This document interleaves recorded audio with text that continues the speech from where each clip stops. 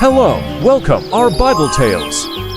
What would you do if you were the most perfect of all creations, a being of pure light and unmatched intellect, only to be asked to bow before a fragile creature sculpted from dust and clay? You stand on the precipice of eternity, bathed in a celestial light that has known no shadow. You are Lucifer, the light-bringer, the morning star, and your very existence is a symphony of perfection. But then, a new sound enters the cosmic harmony humanity. You see them, flawed and mortal, yet elevated, and in the heart of perfection, a question takes root, a question that feels like a crack in the flawless crystal of creation. Why them? This is not yet a rebellion.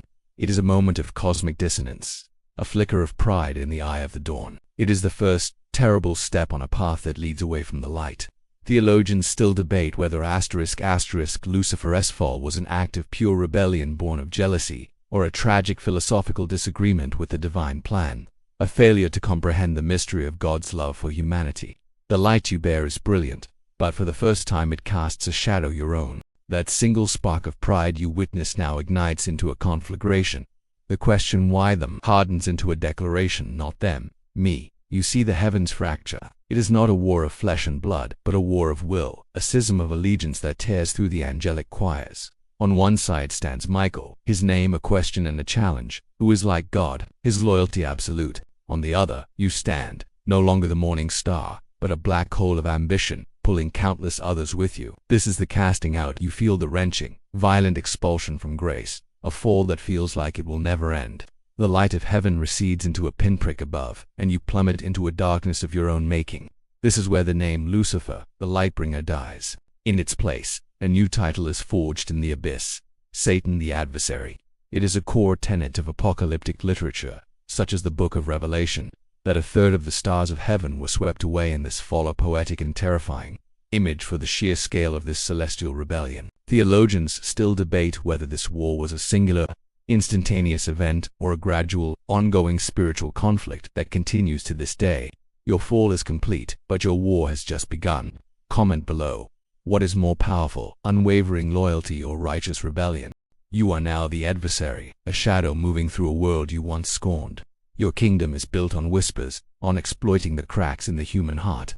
Remember the pride that felled an angel. Now, you see its seed in the seeds of greed and disillusionment, planted in the heart of a man. His name is Judas, from Iscariot, a man entrusted with the treasury of a revolution that seems to be going nowhere.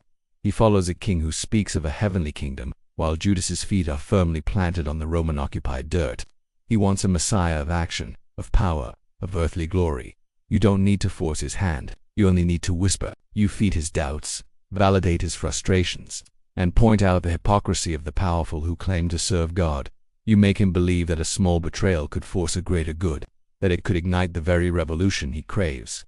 Many know him as Judas Iscariot, but the name Iscariot itself is an Easter egg of history. While some scholars believe it simply means man of Carioth, others have linked it to the Sicarii, a band of Jewish zealot assassins who carried daggers to fight the Roman occupation. This suggests Judas may have been a political radical from the start. Theologians still debate whether Judas was truly possessed by Satan, as the Gospel of Luke states, or if he was merely influenced, his own free will tragically leading him down the path to ruin.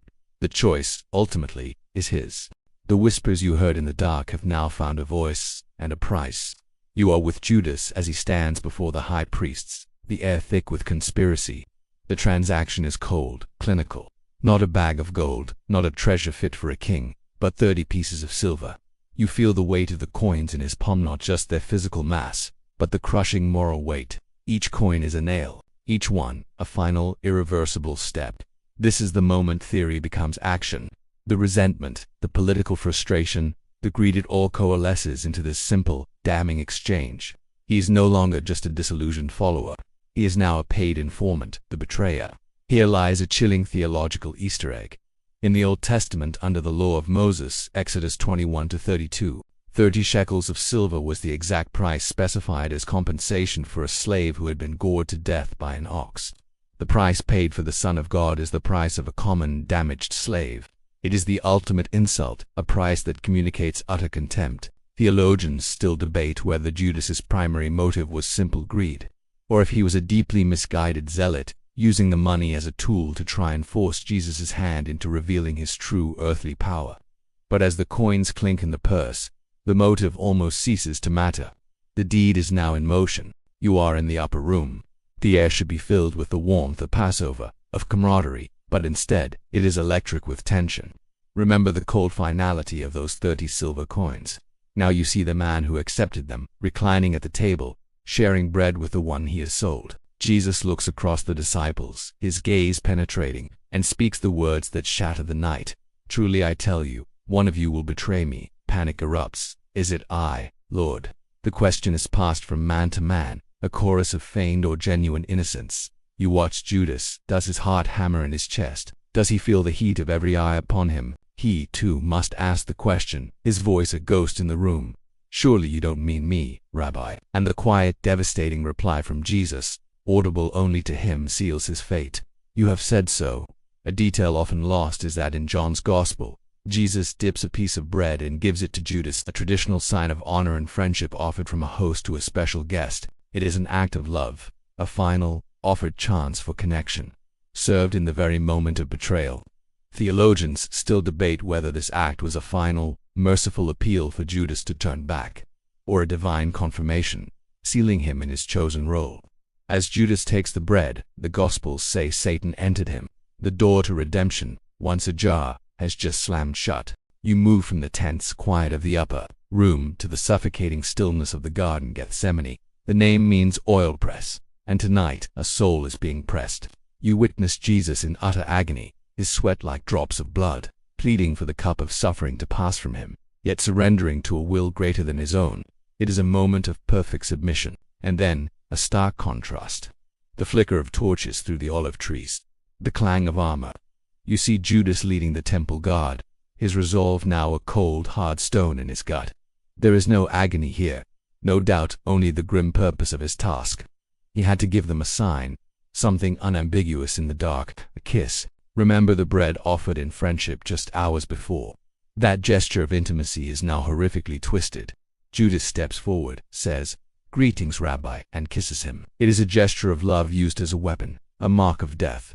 Jesus' response is not a curse, but a heartbreaking question. Friend, do what you came for. The Easter egg here is the Greek word used for kiss kataphilin, which is an emphatic, repeated or tender form of the word, suggesting not a quick peck but a deliberate, affectionate gesture, making the betrayal even more chillingly personal. Theologians still debate whether in this final moment Judas felt a pang of love and regret, or if the affectionate kiss was the height of his cynical performance. The rooster crows. The cold light of dawn seeps into Jerusalem and into Judas's soul. The deed is done.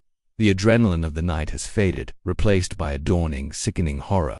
You are with him now, and you can feel the true weight of those 30 silver coins. Yesterday, they felt like power, like a key to forcing change. Today, they burn in his purse. They are not just metal. They are the price of innocent blood. The whispers of the adversary, which once sounded like reason and justification, have fallen silent. All that is left is the echo of his own actions. The kiss in the garden, the look in Jesus' eyes, the sound of his teacher being dragged away. Remorse, sharp and suffocating, floods him. This was not how it was supposed to go. He didn't want this outcome: a trial, a condemnation, a death sentence. He is experiencing what the Greeks called metanoia, or a change of mind, but it is twisted into its most terrible form. It's not a repentance that leads to hope, but a regret that leads to despair. A lesser-known detail from Matthew's account is that the Greek word used for Judas' remorse, metamelamai, is different from the word typically used for repentance, metanoia.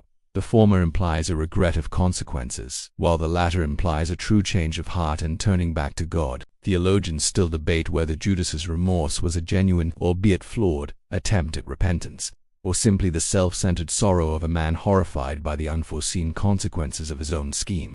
Clutching the bag of silver, you feel Judas's desperate, frantic energy. He must undo this. He stumbles back to the temple, back to the chief priests and elders who had been his co-conspirators. Remember their cool, calculating demeanor when they made the deal. You see it again now, but this time it is directed at him. He throws the bag of coins onto the temple floor, the silver scattering with a sickening clatter across the sacred stones. "I have sinned," he cries out, his voice cracking, "for I have betrayed innocent blood." His confession hangs in the air, a plea for absolution, for a way to reverse time. The priest's reply is a wall of ice. "What is that to us? That's your responsibility." They washed their hands of him completely. The alliance is over. He was a tool, and his purpose has been served. Now, he is discarded. The Easter egg here is the priest's subsequent action. They cannot put the money back into the temple treasury because it is, by their own law, blood money. Their hypocrisy is staggering. They are scrupulous about the defilement of the treasury, but not about orchestrating the death of an innocent man. They use the money to buy a potter's field, a place for burying foreigners. Theologians still debate whether this act was a cynical attempt to cleanse the money, or if it was a fulfillment of prophecy from Jeremiah and Zechariah, a divine hand moving even through the corrupt actions of men. For Judas, it's the final rejection. Not even the price of his sin is wanted. He is utterly alone, rejected by the disciples, rejected by Jesus, and now rejected by the very men who paid him. You are with him as he flees the city, the sound of the scattered coins echoing in his mind. The weight is no longer in his purse, but in his soul, an anchor pulling him down into an abyss of despair. The path leads him out to the very field his money has just purchased, the potter's field, a desolate, barren place. There is no hope here, no path to redemption in his eyes. He saw only one way out, one way to silence the screaming guilt. He takes the rope. The fall from grace you witnessed in heaven, the spiritual plunge of an archangel, is now mirrored in this grim, earthly tragedy. A man created in God's image hangs between heaven and earth, belonging to neither. The specifics of his death are a point of divergence in the Bible. Matthew's Gospel says he hanged himself. However, the book of Acts offers a more graphic Easter egg. It states that he fell headlong. His body burst open and all his intestines spilled out. Theologians still debate whether these are two conflicting accounts, or if they describe the same event, that he hanged himself, and the rope or branch later broke, leading to the gruesome fall. Either way, the finality is absolute. It is the tragic end of a story that began with a flicker of doubt and ended in a field of blood. The story of Judas Iscariot does not end in that field of blood. His act creates a vacuum, a void that echoes through history. You see the 11 remaining apostles, shattered and grieving, trying to make sense of the cataclysm. One of their own, a brother, is gone, and his name is now a curse. Remember the perfect harmony of the 12 tribes of Israel, the symbolic foundation they were meant to represent. Now it is broken. There is an empty seat at the table. This empty seat becomes a powerful symbol. It must be filled. The apostles gathered to choose a replacement, setting 2 criteria. The person must have been with them from the beginning and must be a witness to the resurrection. The lot falls to a man named Matthias. The number 12 is restored, but the scar remains. Judas's legacy is the ultimate Easter egg of his story. He becomes more than a man. He becomes an archetype. His name is synonymous with traitor in nearly every language on earth. He is the ghost that haunts every act of betrayal, the ultimate cautionary tale of how good intentions, when corrupted by pride, greed, and impatience, can lead to ultimate evil.